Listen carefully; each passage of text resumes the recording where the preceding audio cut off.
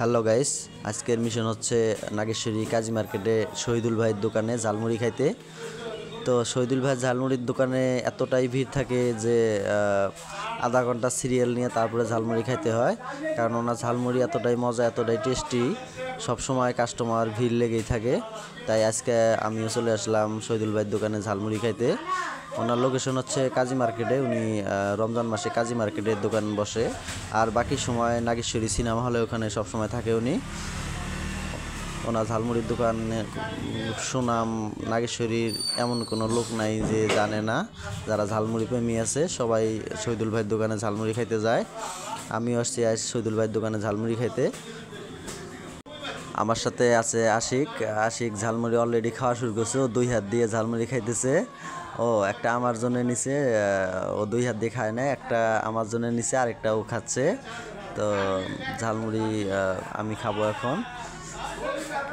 শহীদুল ভাই দেখেন কীরকম মনোযোগ দিয়ে ঝালমুড়ি বানাচ্ছে। উনি সবসময় ঝালমুড়ি বানানো নিয়ে ব্যস্ত থাকে, কারণ কাস্টমারের চাপে উনি এতটাই বিজি থাকে যে কারোর সাথে কথা বলার সুযোগ পায় না।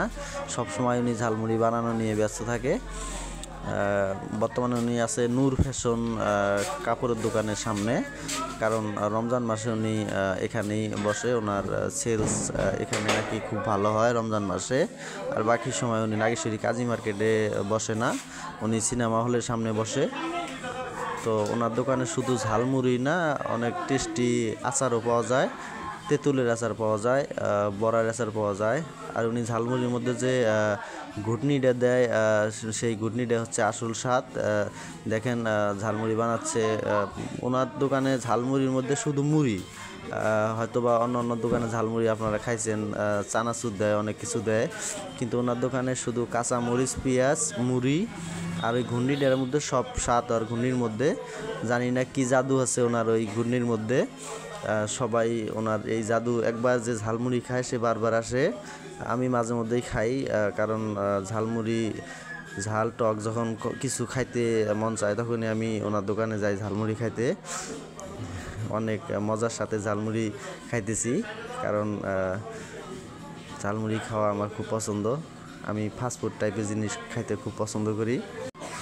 আমার একবেলা ভাত না দিলেও চলবে, কেউ যদি আমাকে সারাদিন ভাত না দেয়, এটা ওটা খেতে দেয়, আমি তাতেই খুশি। ঝালমুড়ি, পেঁয়াজু, বুট, ছোলা, এইসব জিনিস আমার খুব পছন্দ। ভাজা পোড়া জিনিস আমি খুব খাইতে পছন্দ করি। হয়তোবা এই কারণে আমার স্বাস্থ্য কম, চেহারা হয় না, কারণ ভাত বেশি খেলে নাকি স্বাস্থ্য বাড়ে, কিন্তু আমার এইসব ভাজা পোড়া জিনিস বেশি খাওয়ার কারণে আমার চেহারা বাড়ে না। ধন্যবাদ, ভালো থাকবেন সবাই, দেখা হবে আগামী কোনো ভিডিওতে।